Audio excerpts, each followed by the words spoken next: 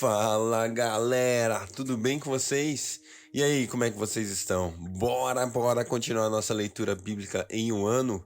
Estamos na 18ª semana, quarto dia. E hoje nós vamos ler 1 Samuel, capítulo 9 e 10 e também Romanos, capítulo 6. 1 Samuel, capítulo 9, 1 Samuel, capítulo 10 e também Romanos, capítulo 6.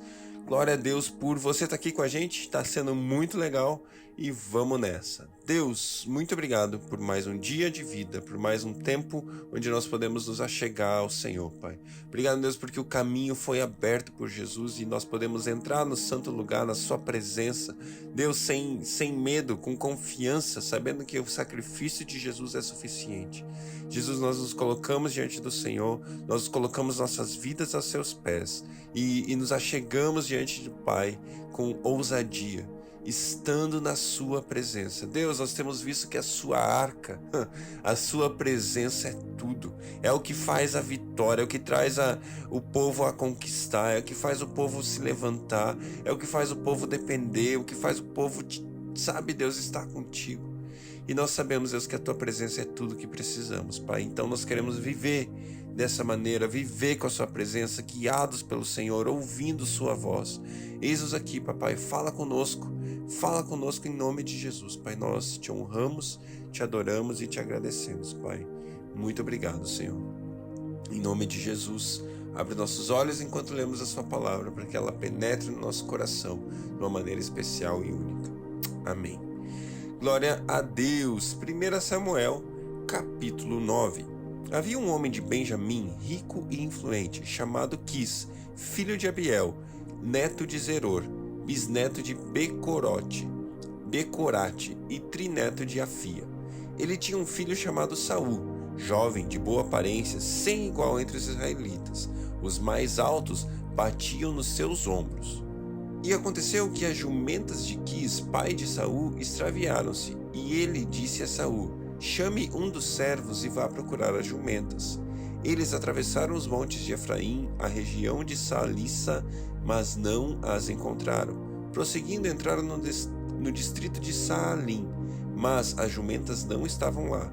Então atravessaram o território de Benjamim e mesmo assim não as encontraram. Chegando ao distrito de Zuf, disse Saul ao seu servo: vamos voltar, ou meu pai deixará de pensar nas jumentas para começar a preocupar-se conosco. O servo, contudo, respondeu: nessa cidade mora um homem de Deus que é muito respeitado. Tudo o que lhe diz acontece. Vamos falar com ele. Talvez ele nos aponte o caminho a seguir. Saul disse a seu servo: se formos, o que lhe poderemos dar? A comida de nossos sacos de viagem acabou. Não temos nenhum presente para levar ao homem de Deus. O que temos para oferecer? O servo lhe respondeu: tenho 3 gramas de prata. Darei isto ao homem de Deus para que ele nos aponte o caminho a seguir. Antigamente, em Israel, quando alguém ia consultar a Deus, dizia: vamos ao vidente, pois o profeta de hoje era chamado vidente. E Saul concordou: muito bem, vamos. Assim foram em direção à cidade onde estava o homem de Deus. Ao subirem a colina para chegar à cidade, encontraram umas jovens que estavam saindo para buscar água e perguntaram a elas: o vidente está na cidade? Elas responderam: sim, ele está ali adiante. Apressem-se. Ele chegou hoje à nossa cidade, porque o povo vai oferecer um sacrifício no altar que há no monte. Assim que entrarem na cidade, vocês o encontrarão antes que suba ao altar do monte para comer. O povo não começará a comer antes que ele chegue, pois ele deve abençoar o sacrifício. Depois disso, os convidados irão comer. Subam agora e vocês logo o encontrarão. Eles foram à cidade e, ao entrarem, Samuel vinha na direção deles a caminho do altar do monte. No dia anterior à chegada de Saul, o Senhor havia revelado isso a Samuel. Amanhã, por volta dessa hora, enviarei a você um homem da terra de Benjamim. Unja-o como líder sobre Israel, o meu povo. Ele libertará o meu povo das mãos dos filisteus. Atentei para o meu povo, pois o seu clamor chegou a mim. Quando Samuel viu Saul, o Senhor lhe disse: esse é o homem que quem eu falei. Ele governará sobre o povo. Saul aproximou-se de Samuel na entrada da cidade e lhe perguntou: por favor, pode me dizer onde é a casa do vidente? Respondeu Samuel: eu sou o vidente. Vá na minha frente para o altar, pois hoje você comerá comigo. Amanhã cedo eu contarei a você tudo o que quer saber e o deixarei ir. Quanto às jumentas que você perdeu há 3 dias, não se preocupe com elas, já foram encontradas. E a quem pertencerá tudo o que é precioso em Israel, senão a você e a toda a família de seu pai? Saul respondeu: acaso não sou eu benjamita da menor das tribos de Israel? E não é o meu clã o mais insignificante de todos os clãs das tribos de Benjamim? Por que estás me dizendo tudo isso? Então Samuel levou Saul e seu servo para a sala e lhes deu o lugar de honra entre os convidados, cerca de 30 pessoas, e disse ao cozinheiro: traga-me a porção da carne que entreguei a você e mandei reservar.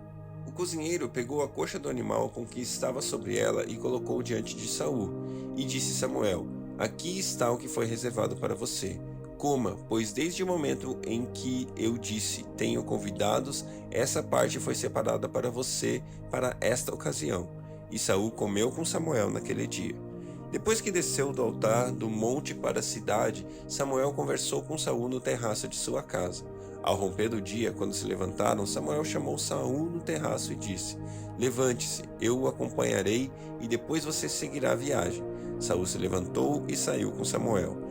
Enquanto descia para a saída da cidade, Samuel disse a Saul: diga ao servo que vá na frente. O servo foi e Samuel prosseguiu: fique você aqui um instante, para que eu dê a você uma mensagem da parte de Deus. 1 Samuel capítulo 10.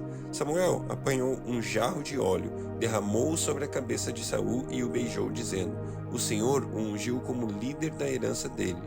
Hoje, quando você partir, encontrará 2 homens perto do túmulo de Raquel, em Zelza, na fronteira de Benjamim. Eles dirão: as jumentas que você foi procurar já foram encontradas. Agora seu pai deixou de se importar com elas e está preocupado com vocês.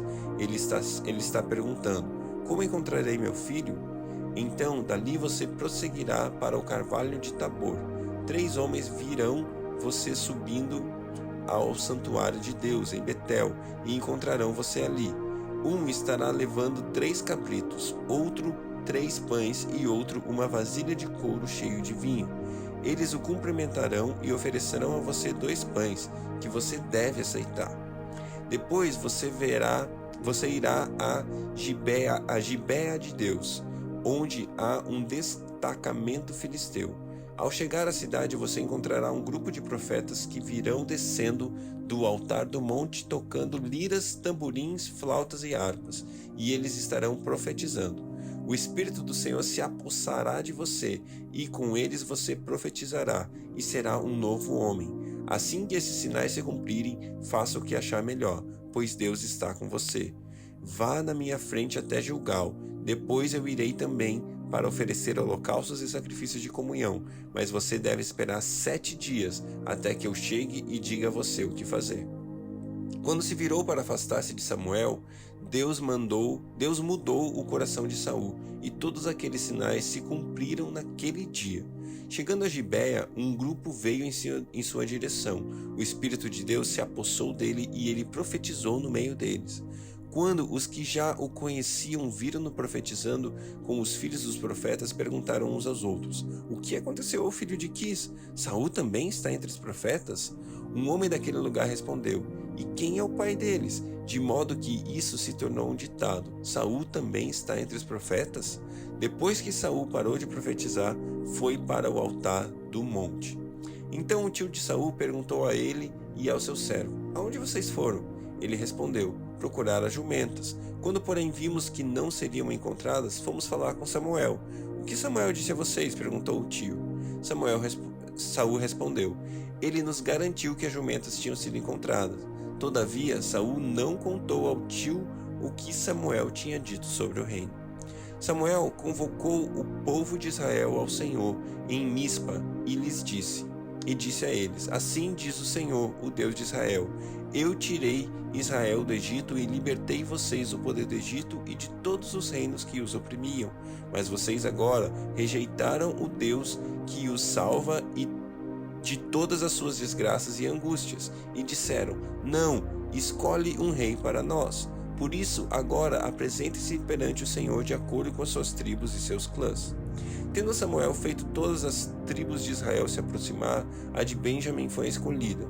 Então fez ir à frente a tribo de Benjamim, clã por clã, e o clã de Matri foi escolhido. Finalmente foi escolhido Saul, filho de Quis. Quando, porém, o procuraram, ele não foi encontrado. Consultaram novamente o Senhor. Ele já chegou? E o Senhor disse: sim, ele está escondido no meio da bagagem. Correram e o tiraram de lá. Quando ficou em pé no meio do povo, os mais altos só chegavam aos seus ombros. E Samuel disse a todos: vocês veem o homem que o Senhor escolheu? Não há ninguém como ele no meio de todo o povo. Então todos gritaram: viva o rei! Samuel expôs ao povo as leis do reino e as escreveu num livro e pôs perante o Senhor. Depois disso, Samuel mandou o povo de volta para suas casas. Saul também foi para sua casa em Gibeia, acompanhado por guerreiros cujo coração Deus tinha tocado. Alguns vadios, porém, disseram: como este homem pode nos salvar? Desprezaram-no e não lhe trouxeram presente algum, mas Saul ficou calado. Romanos capítulo 6. Que diremos então? Continuaremos pecando para que a graça aumente? De maneira nenhuma. Nós, os que morremos para o pecado, como podemos continuar vivendo nele? Ou vocês não sabem que todos nós que fomos batizados em Cristo Jesus, fomos batizados em sua morte? Portanto, fomos sepultados com ele na morte por meio do batismo, a fim de que, assim como Cristo foi ressuscitado dos mortos mediante a glória do Pai, também nós vivamos uma nova vida. Se dessa forma fomos unidos a ele na semelhança de sua morte, certamente o seremos também na semelhança de sua ressurreição, pois sabemos que o nosso velho homem foi crucificado com ele, para que o corpo do pecado seja destruído e não mais sejamos escravos do pecado, pois quem morreu foi justificado pelo pecado. Ora, se morremos com Cristo, cremos que também com ele vivemos, pois sabemos que, tendo sido ressuscitado dos mortos, Cristo não pôde morrer outra vez. A morte não tem mais domínio sobre ele, porque morrendo, ele morreu para o pecado uma vez por todas, mas vivendo, vive para Deus. Da mesma forma, considerem-se mortos para o pecado, mas vivos para Deus em Jesus Cristo. Portanto, não permitam que o pecado continue dominando o corpo mortal de vocês, fazendo que obedeçam aos seus desejos. Não ofereçam os membros do corpo de vocês ao pecado como instrumento de injustiça. Antes, ofereçam-se a Deus como quem voltou da morte para a vida, e ofereçam os membros do corpo de vocês a Ele como instrumentos de justiça, pois o pecado não os dominará, porque vocês não estão debaixo da lei, mas debaixo da graça.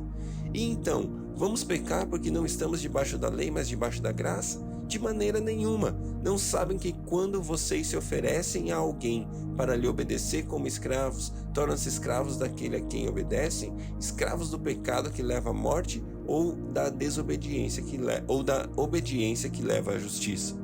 Mas graças a Deus, porque embora vocês tenham sido escravos do pecado, passaram a obedecer de coração a forma de ensino que lhes foi transmitida. Vocês foram libertados do pecado e tornaram-se escravos da justiça. Falo isso em termos humanos por causa das limitações humanas. Assim como vocês ofereceram os membros do seu corpo em escravidão à impureza e à maldade que leva à maldade, e a maldade que leva à maldade, ofereça-nos agora em escravidão à justiça que leva à santidade. Quando vocês eram escravos do pecado, estavam livres da justiça. Que fruto colheram então das coisas das quais agora vocês se envergonham? O fim delas é a morte. Mas agora que vocês foram libertados do pecado e se tornaram escravos de Deus, o fruto que colhem leva à santidade e o seu fim à vida eterna. Pois o salário do pecado é a morte, mas o dom gratuito de Deus é a vida eterna em Cristo Jesus, o nosso Senhor. Glória a Deus pela sua palavra, glória a Deus por essa leitura, que o Senhor Deus abençoe o seu dia, que você tenha um dia cheio da presença dEle e que essa palavra continue no seu coração durante todo esse dia. Eu e você somos livres do pecado, graças a Deus. O nosso batismo, ele é uma imagem, ele é um símbolo da morte para o mundo e ao mesmo tempo a nossa ressurreição. Assim como Jesus ressuscitou, não precisa morrer de novo. Eu e você somos ressuscitados e não precisamos mais viver na morte ou na escravidão do pecado. Somos livres, somos libertos pela graça de Deus em Jesus Cristo. O dom gratuito de Deus é a vida eterna em Cristo Jesus, o nosso Senhor. Deus abençoe você.